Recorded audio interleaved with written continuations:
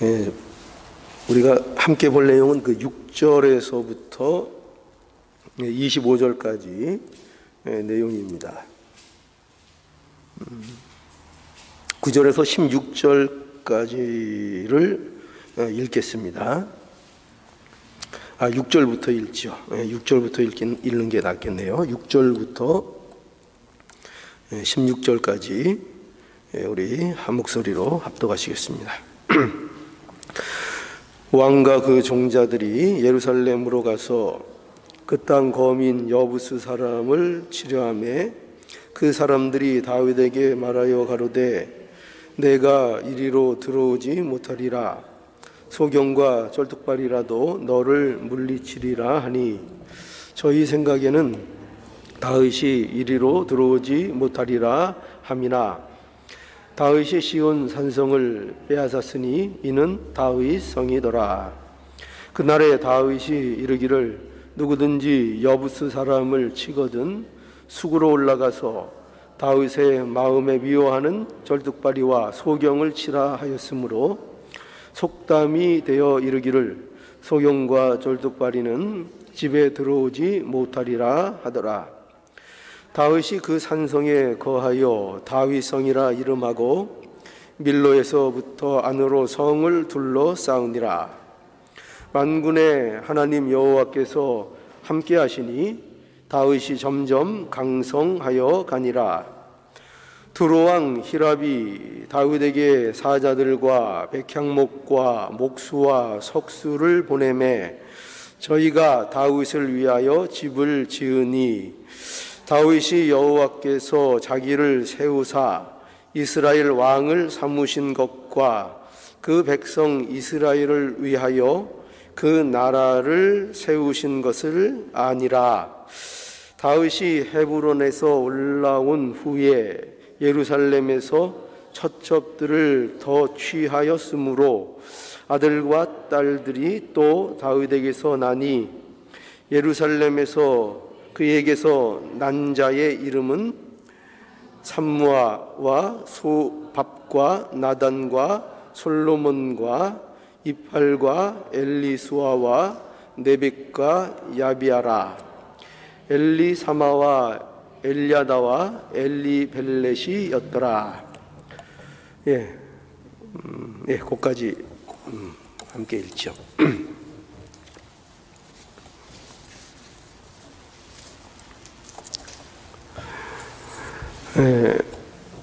지금 우리가 이 사무엘하 5장을 우리가 살펴보고 있는데요. 우리가 지난 시간에는 이 같은 5장의 말씀을 통해서 우리가 그 다윗이 온 이스라엘의 왕이 된 내용을 우리가 살펴보았습니다. 그래서 우리는 이 다윗이 온 이스라엘의 왕이 된 이 사건을 통해서, 이 사실을 통해서 하나님께서 약속을 이루시는, 하나님이 약속하신 것을 이루셨다 하는 그 면을 우리에게 보여주고 있다 하는 것을 우리가 살펴보았습니다. 그래서 그것을 통해서 한 목동, 이 어린 목동, 어린 소년을 하나님께서 이스라엘의 목자로 성장시키시는, 그리고 그 약속을 이루시는 그 일이 이제 드디어 이루어졌다, 성취가 되었다 하는 것을 우리가 분명히 보았고, 이것을 통해서 하나님이 어떤 하나님이시라고요? 하나님은 반드시 약속을 이루시는 하나님이다. 신실하신 하나님이다. 그래서 우리의 구원이 바로 이 신실하신 하나님께 달려있다.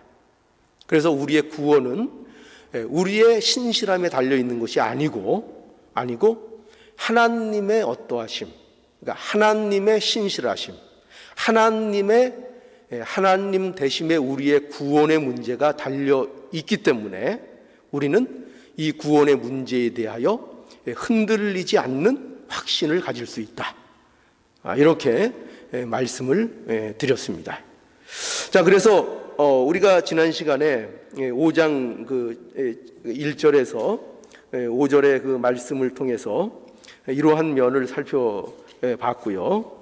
이제 오늘은 다윗이 이스라엘의 왕, 그러니까 온 이스라엘의 왕이 되어서 이제 통치를 시작하게 되는데, 그 통치하면서 다윗이 온 이스라엘의 왕으로서 통치하는 일의 그 실제적인 그 사례 몇 가지를 이제 이 5장에서 이제 우리들에게 기록하여 이제 보여주고 있습니다. 이 내용들은 이게 이제 사실은 이게 역사 시간 순으로 이 내용들이 되어 있지 않고 몇 가지 사건들이 기록되어 있는데, 이것은 이 기록자에 의하여, 이것이 필요에 의해서 이렇게 수집된 일종의 모음이라고 할 수 있습니다. 그래서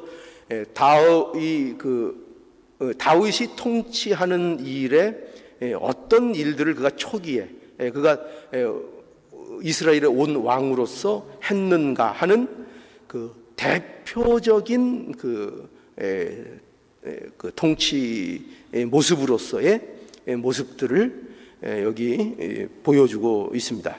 근데 거기서 이제 첫 번째 등장하는 게 뭐냐면은 다윗이 예루살렘 성을 빼앗고 그것을 다윗의 도성으로 삼았다 하는 것이 첫 번째 내용으로 이제 등장을 합니다. 그래서 거기에 보면 7절에 다윗이 시온 산성을 빼앗았으니 이는 다윗성이었더라 라는 것을 우리가 이제 만나게 됩니다. 그래서 이 다윗이 첫 번째 한 일이 뭐냐 하면 예루살렘을 여부스 족속으로부터 빼앗아서 그것을 그가 온 이스라엘을 다스리는 통치의 가장 기본이 되는 그 도성으로서 이 예루살렘을 확보하는 그런 일을 이제 다윗이 하고 있는 것입니다. 근데 이 예루살렘 이 성은 굉장히 그 중요한 그 의미를 가지고 있습니다. 왜 그런가 하면 이 예루살렘 성은 사실 이스라엘이 가나안 정복을 할 때에 이것이 유다와 베냐민 지파에게 분할된 땅에 분배된 땅에 속해 있던 그런 곳입니다. 그런데 이 예루살렘은 실제적으로 이스라엘의 손에 실제적으로 넘어간 적이 없습니다. 그러니까 여호수아도 이 여호수아의 지휘 아래서 이 가나안 정복을 할 때에 여호수아의 그 지휘 아래서 이 예루살렘을 공격했지만 그 공격도 이제 실패를 했습니다. 왜 그런가 하면은 이 예루살렘은 아주 그 견고한 요새로 유명하고, 그래서 이 성은 굉장히 함락하기가 힘든 이런 성으로서 여러 가지 그 위치적인 면이나 이런 것들이 굉장히 견고하게 돼 있어서 이것이 점령하는 것이 쉽지 않았고, 그래서 이스라엘에게 실제적으로 점령을 당한 적이 없었던 그런 이제 지역인 것입니다. 그래서 오늘 이 본문에도 보면은 이러한 것을 잘 드러내는 게 뭐냐면은 이 여부스 사람들이 다윗이 이 성을 뺏으려고 하려고 들어올 때에 그것을 보고 이 다윗을 비웃습니다. 그죠? 어떻게 비웃는가 하면은 거기 6절에 보면 왕과 그 종자들이 예루살렘으로 가서 그 땅 거민 여부스 사람을 치려하며 그 사람들이 다윗에게 말하여 가로되 내가 이리로 들어오지 못하리라. 소경과 쩔뚝발이라도 너를 물리치리라. 이겁니다. 그러니까 이게 뭐냐면은 얼마나 이 성이 함락하기 힘든 성인가 하면은 내가 아무리 다윗이라고 할지라도 너희들은 이 성 못 뺏는다 이거죠. 너희들은 너희들에게서 이 성을 지키는 데 있어서는 여기 말한 대로 소경과 쩔뚝발이가 지켜도 너희들은 막아낼 수 있다. 이렇게 이 다윗을 일종의 무시하는 이 발언을 하고 있는 것입니다. 그러니까 이게 어디에 근거해서 이런 얘기를 한다고요? 그 성이 그만큼 견고하고 빼앗기에 만만치 않은 그런 성이기 때문입니다. 그런데 여기 보면은 이 다윗이 여기 보면 수로를 타고 들어가서 결국 이 다윗이 이 성읍을 이제 빼앗게 됩니다. 그러니까 이것은 굉장히 이 다윗이 뭐라 그럴까요? 자신의 그 권력을 확고하게 하기 위한 정치적인 기반을 이렇게 확보하는 일로서 거기에 다윗이 이 일을 먼저 우선하여 처리하는 것으로 우리가 이해될 수 있습니다. 자, 그리고 이제 또 어떤 일이 여기 기록되어 있는가 하면은 11절에 보면은 한번 볼까요? 11절에 보면 다윗이 이제 궁전을 짓는 일이 여기 또 이제 기록이 되어 있습니다. 11절에 두로왕 히랍이 다윗에게 사자들과 백향목과 목수와 석수를 보내매 저희가 다윗을 위하여 집을 지으니라고 되어 있죠. 여기 갑자기 그 두로왕 히랍이라는 사람이 등장을 하죠. 여기는 이제 이유가 있어요. 왜 여기에 이러한 내용을 등장시키고 있는가 하면은 이 두로라는 나라는 아주 그 무역으로 아주 왕성한, 그러니까 번성한 무역 국가입니다. 그러니까 굉장히 상업적으로 뛰어난 그런 그 나라인 것입니다. 그런데 이 나라의 이제 왕이 두로왕 히랍이 다윗에게 사자들을 보내고 백향목 또 목수 석수들을 함께 보내서 이제 다윗의 집을 짓도록 합니다. 그러니까 일종의 왕궁이죠. 궁전을 이제 건축하는 겁니다. 그런데 여기서 보면은 이 백향목이라는 것이 등장을 하는데 이 백향목이라는 것은 쉽게 얘기하면 오늘날로 얘기하면 가장 화려하고 가장 좋은 이 건축 재료라 이렇게 보면 됩니다. 그러니까 오늘날로 보면은 집을 짓는 데 있어서 가장 호화스럽고 가장 비싼 가장 고급적인 이런 재료라고 보는데 그것을 이제 가져다가 이 다윗의 궁전을 짓게 되는 이 모습을 이제 보게 됩니다. 이게 왜 여기 등장하고 이게 왜 중요한가 하면은 이 일은 뭘 우리에게 보여주고 있는가 하면 다윗 왕조가 갖고 있는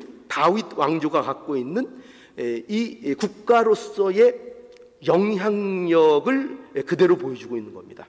그걸 표현하고 있는 겁니다. 그러니까 다윗이 이제 다른 국가들과 외교적인 관계에 있어서도 그들이 다윗이 뭐라 그럴까요? 몰두하는 힘을 쓰는 그런 모습과 그것으로 인해서 경제적 외교적인 어떤 기반을 다지고 있는 그 면에서도 분명한 그 영향력을 가지고 있는 이 다윗의 모습을 이 모습을 통해서 우리에게 이제 보여주고 있는 겁니다.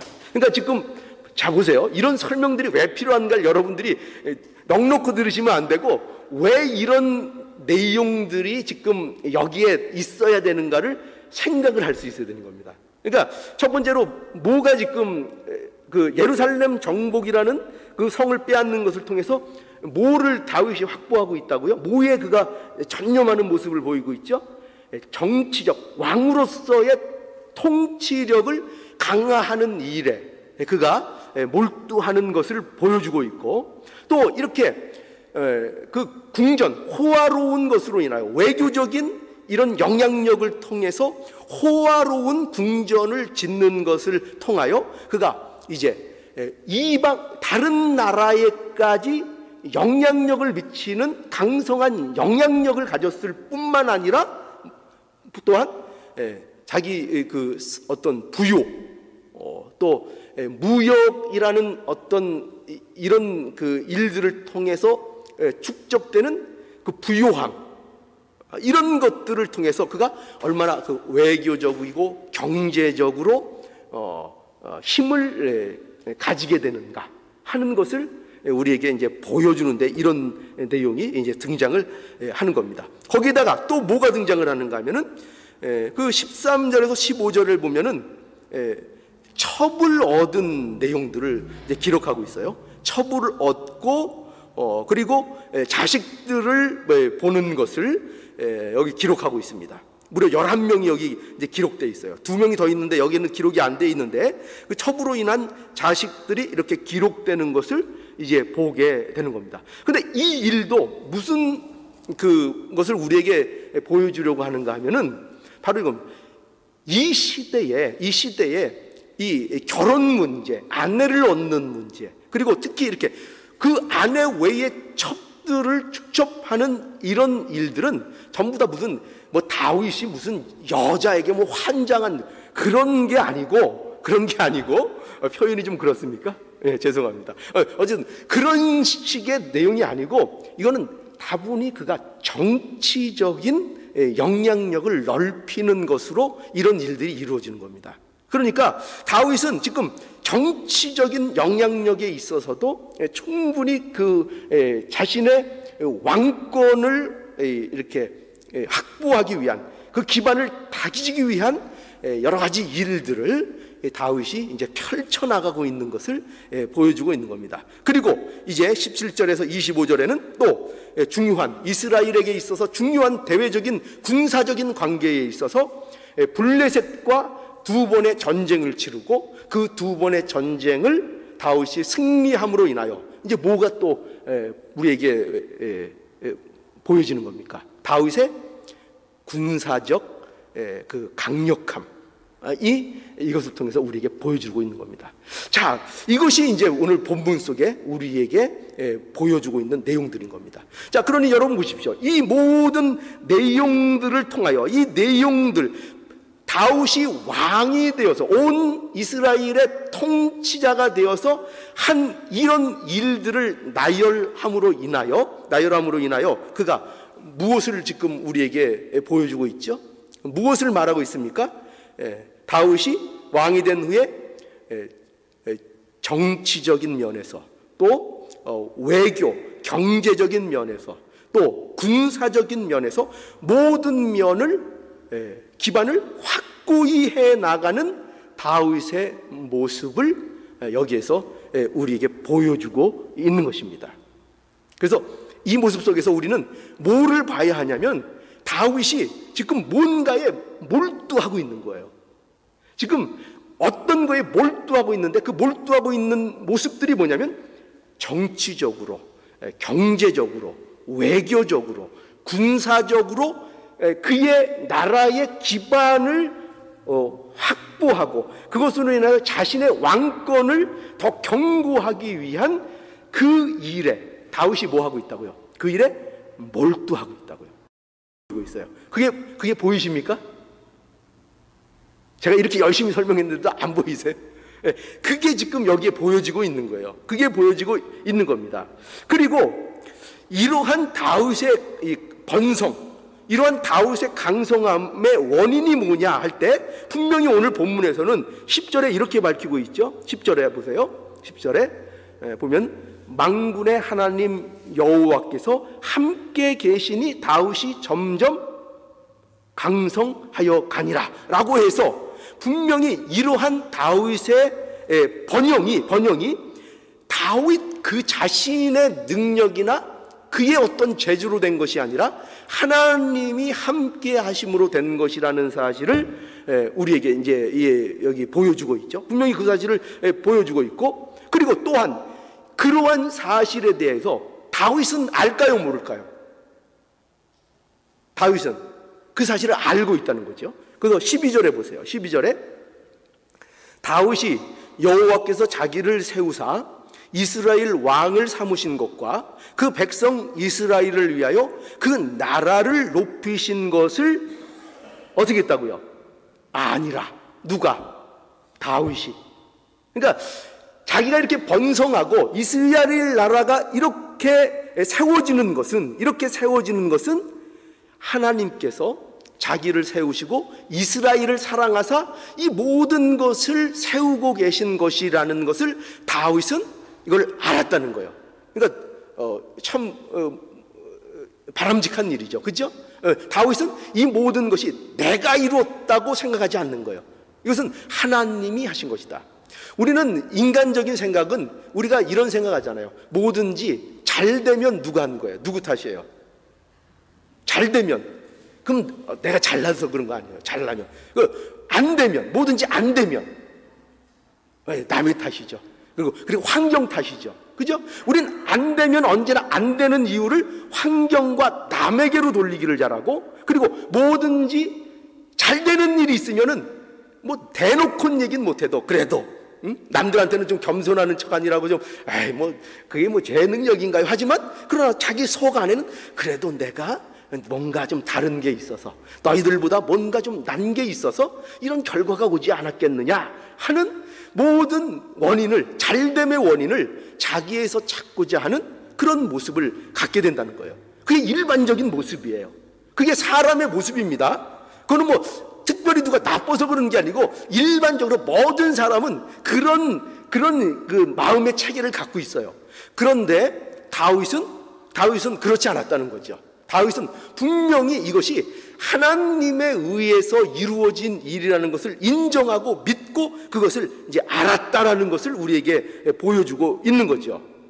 그리고 이러한 다윗은요, 또 여전히 하나님을 의지하는 믿음을 가졌다고도 오늘 본문이 얘기하고 있어요. 그래서 보면은 오늘 읽지를 않았지만 블레셋과의 전쟁에서 나갈 때 여지없이 다윗은 하나님께 물어보고 이 전쟁에 임하는 것을 볼 수 있어요. 자, 그래서 거기 보세요. 19절, 5장 19절에 다윗이 여호와께 물어 가로되 내가 블레셋 사람에게로 올라가리이까? 여호와께서 저희를 내 손에 붙이시겠나이까? 여호와께서 다윗에게 말씀하시되 올라가라. 내가 단정코 블레셋 사람을 내 손에 붙이리라 하신지라. 그렇죠? 묻고 있어요.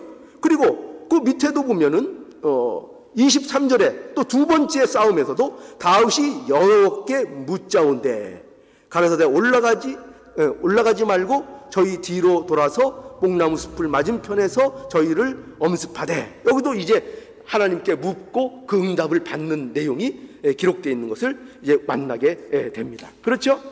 자, 그런데 언제나 제 설교는 그런데가 중요한 거예요. 그런데 아니면 그러나. 그런데 이런 내용들이 뜻밖의 본문이 보여주고자 하는 것은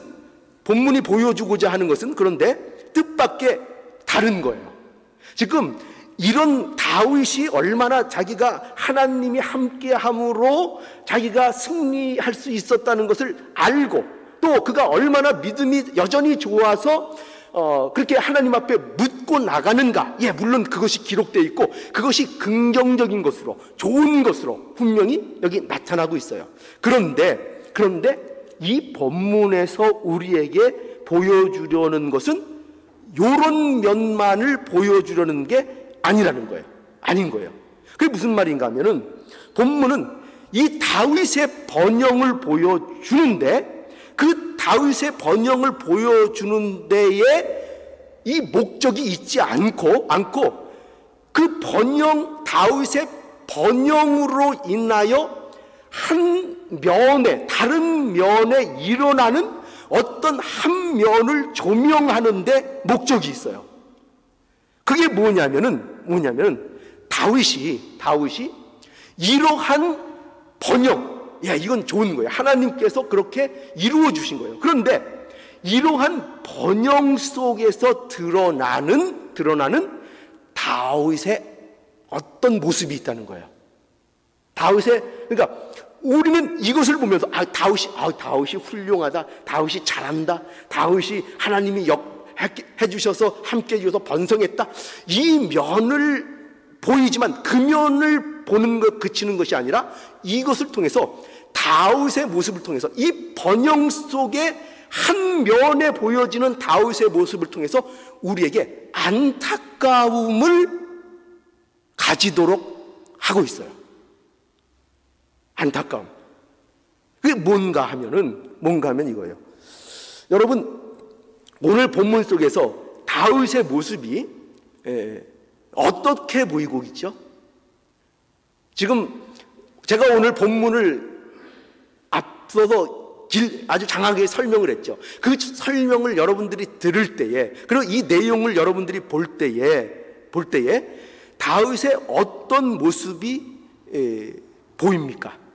다윗의 어떤 모습이 보일까요? 다윗이 무엇이 강조되고 있었죠? 그가 뭐에 몰두하고 있었죠? 그가 뭐에 몰두하고 있었죠? 자신의 왕권을 확립하는 일에 정치적, 경제적, 외교적, 군사적인 기반을 다지는 일에 다윗이 몰두하고 있었어요. 그죠? 몰두하고 있었어요.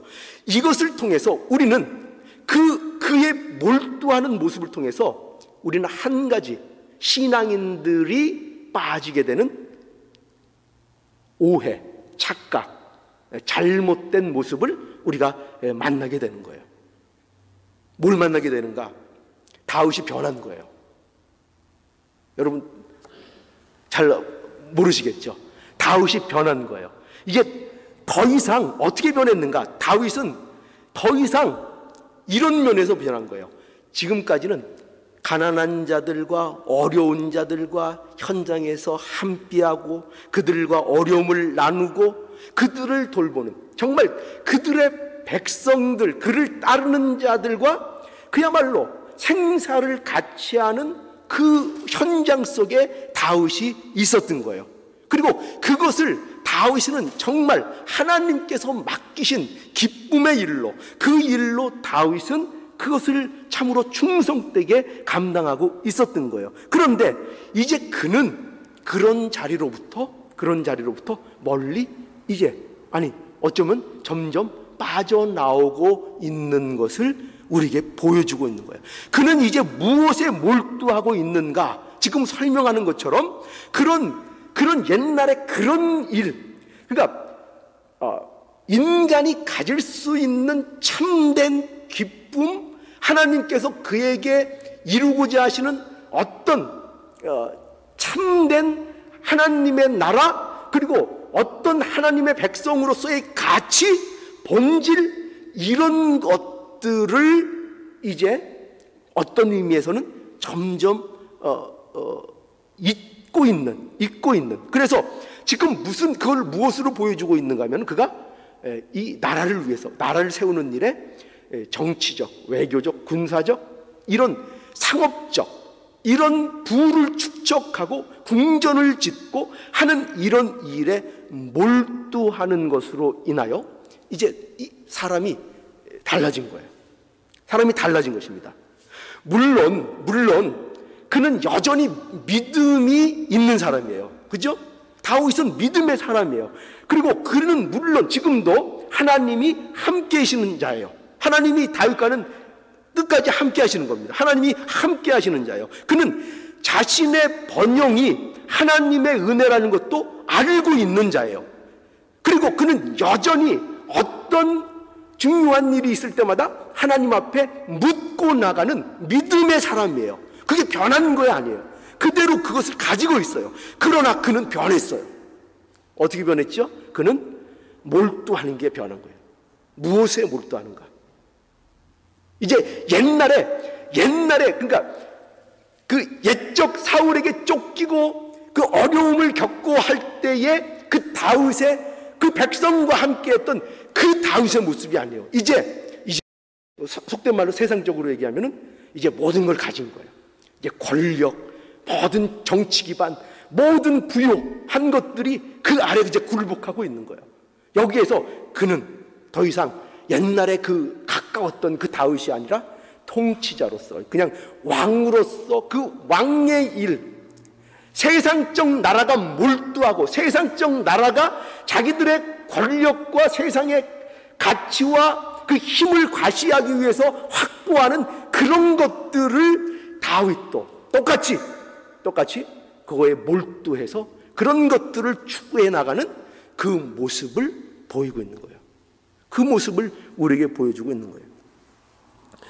여러분, 이것이 왜 이제 중요한가 하면은 이러한 다윗의 모습은 바로 이 모습을 통해서 우리의 모습을 보여주는 거기 때문에 그런 거예요.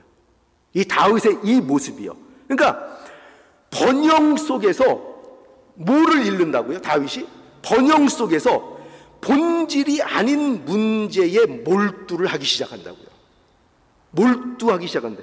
본질의 문제를 놓치고 하나님의 나라가 어떤 것인가를 점점 놓치기 시작하면 신앙적으로 번영을 해요.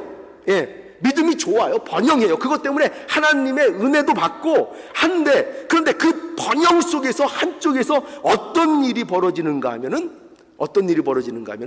그 믿음이라는 것을 가지고 자신을 치장하고 자신의 어떤 권력을, 자신의 어떤 모습을 확보하는데 이제 그 신앙의 모습들이 쓰여지게 되어진다는 것입니다.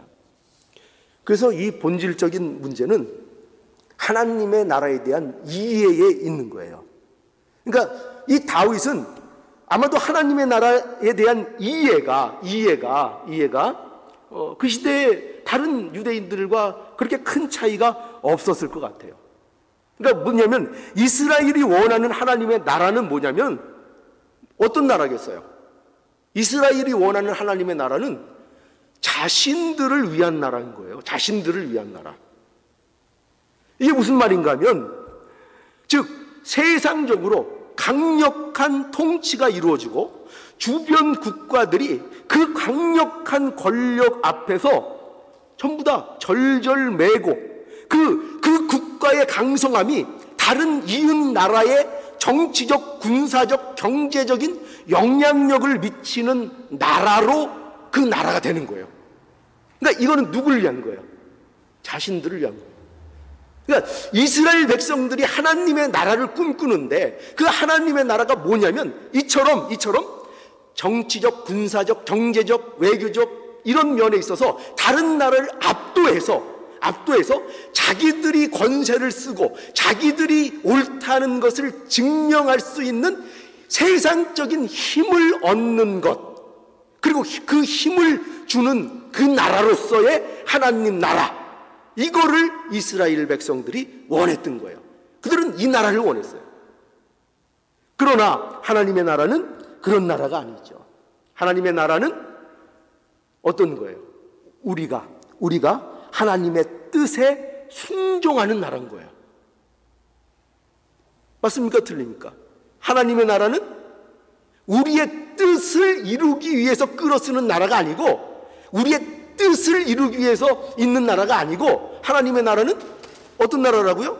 하나님의 뜻을 이루는 나라고, 하나님의 뜻에 우리가 순종하는 나라예요. 그러니까 그 나라는 무슨 힘으로 군립하고 어떤 세력으로 영향력을 미치고 자신의 힘을 과시하는 그런 나라가 아닌 거예요. 그런데 다윗은 이 면에서 오해하고 있는 거예요. 이 면에서. 그래서 뭐에 몰두한다고요? 물론 세상적으로는 이게 아무 문제 없는 일처럼 보여요. 그죠? 왕이 되어서 정치적, 군사적, 경제적 기반을 갖는 거 잘하는 거잖아요. 그러나 하나님의 나라는 다른 거예요. 지금 이걸 보여주는 거예요. 다윗을 통해서 우리에게 하나님의 나라에 대한 것을 우리에게 가르쳐주고 보여주고 있는 것인데, 하나님의 나라는 그런 나라가 아니라는 것입니다. 그래서 이 신앙의 이 본질적인 것을 놓치면 우리가 세상 방식에 몰두하게 되는 거죠. 세상 방식에 몰두하게 되고, 이 본질적인 내용을 우리가 놓치면 우리가 무엇을 치장하기 시작한다고요? 본질을 놓치면 겉모양을 치장하기 시작하게 되는 거예요. 그 모습을 우리에게 보여주는 겁니다. 그래서 우리가 신자나 교회나 바로 이 면에 굉장히 우리가 주의해야 합니다. 뭐냐면 신자나 교회가 잘하는 것이 있을 때, 언제나 이 문제는 잘할 때예요. 잘할 때.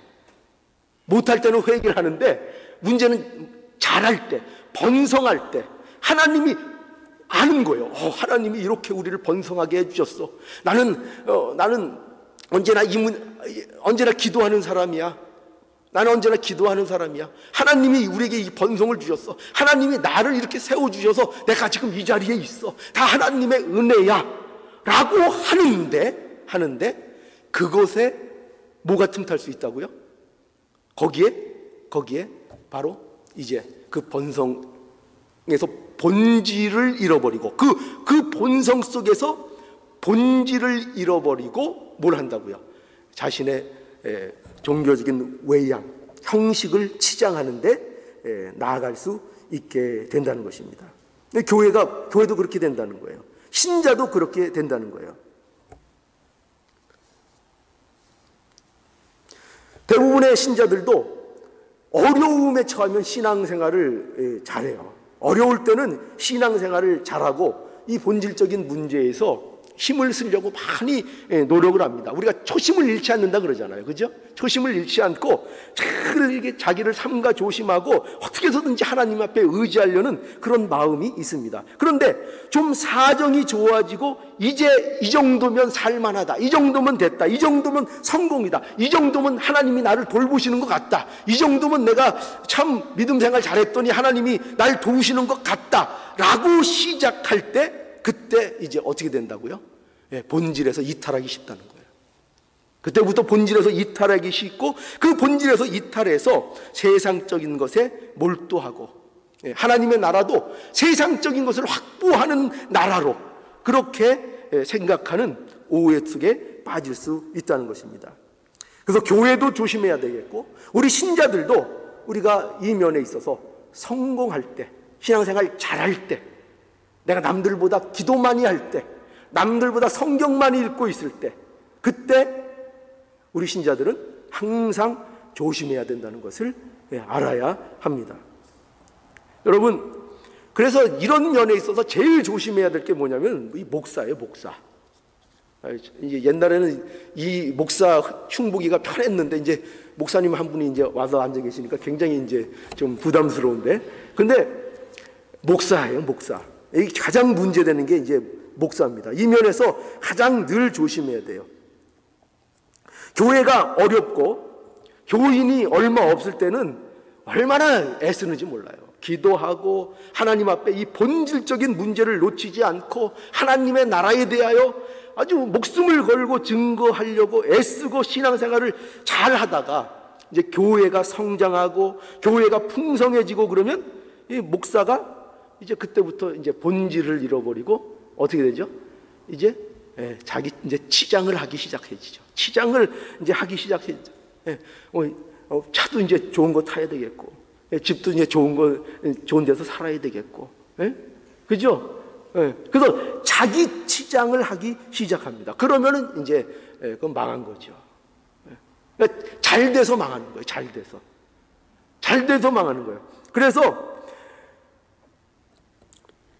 그렇게 되면은 어떤 결과가 나냐면은 그 교회에 결국 말씀과 기도가 사라지고 그냥 행사, 프로그램만 난무하는 교회가 되고 목사는 그 행사 쫓아다니느라고 피곤해서 아무것도 못하는 거예요. 정작 해야 될 본질적인 문제는 하지 못하고 그저 행사 따라다니라고 정신없는 이런 그야말로 사회운동가처럼 되어버리는 거예요. 그 교회가 그럼 망하는 거예요. 교회는 그러면 망하는 것입니다. 그래서 우리는 여러분 교회가 혹시 우리 교회가 잘 되고 번성하고 뭐 지금도 잘 됐지만 더 이제 잘 돼서 막 그렇게 말할 수 없이 성장하면 그렇다고 해서 저한테 누가 이렇게 막 뭐 목사님 이제 뭐 차를 바꾸실 때 됐지 않아요? 목사님 제가 목사님 이제 목사님께 우리 교회에 맞는 차 제가 하나 선물해 드리겠습니다. 이딴 요거는 제가 과격한 말을 쓰겠다. 이딴 짓 하면 안 돼요. 아시겠죠? 그걸 뭐라고요? 망하는 길이에요. 망하는 길이에요. 그건 100% 망하는 길입니다. 교회가 그러면 목사가 그렇지 않아도 교회가 커서 그 본질이 자꾸 희밋희밋해지고 본인이 이제 치장거리를 찾기 시작하는 중인데, 근데 자꾸 그 치장거리를 자꾸 갖다 붙여주면 그 교회 망하는 거죠. 교회 망하는 거죠. 그러니 여러분, 우리가 이런 면을 분명히 알아야 합니다. 우리가 분명히 알아야 됩니다.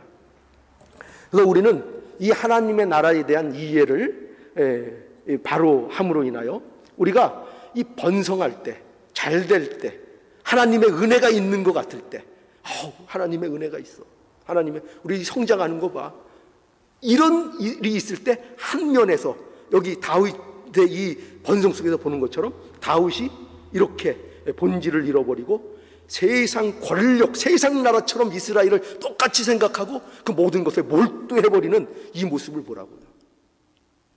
이러면 안 된다는 겁니다. 이 모습을 우리가 경계하고 언제나 하나님 앞에 부족하고 연약한 자로서 쓰는 우리의 모습이 되어야 합니다. 그래서 우리의 강함은 연약함에 있는 거예요. 성도의 강함은요, 세상적인 어떤 힘, 권력, 세력, 여기에 있는 것이 아니고 신자의 신자됨, 신자의 강함은 언제나 약한 데 있는 거예요. 약한 데, 온유한 데, 겸손한 데. 그러니까 겸손이 언제나 능력이고, 우리 어디에 가서나 약해지는 게 능력이에요. 여러분 약해질 수 있겠어요? 에? 여러분들이 딱 봐도 여러분들보다 못한 사람 그 밑에 가서, 진정으로 그 밑에 가서 그 사람보다 약한 모습으로 그 사람 섬길 수 있겠어요? 그렇게, 그게 성경에서 말하는 능력이에요. 그게 능력이에요. 막 남들을 휘어잡고 막 힘으로 누르고 막 무슨 카리스마가 있어서 콱콱 막 짓누르고 막, 이게 능력이 아니고, 성경에서 말하는 능력은 누가 봐도 무시당할 만한 사람 그 밑에 가서 그 사람을 섬길 수 있는 그 모습이 되는 게, 그게 능력이라니까요. 능력, 여러분 능력 달라고 하나님 앞에 기도 많이 하시죠? 이거 알고 기도하는 거예요? 이 능력이에요. 이 능력을 하나님께서 우리에게 주시는 겁니다. 이 능력을 예수 그리스도의 십자가 아래서 우리에게 주시는 겁니다. 이것이 우리의 신자됨의 복됨인 것을 분명히 인식하셔서 이제 우리의 연약함 속에서 더욱더 강한 모습으로, 풍성한 모습으로 진정한 하나님의 나라를 경험하는 저와 여러분들의 복된 삶이 되기를 간절히 바랍니다. 기도하시겠습니다.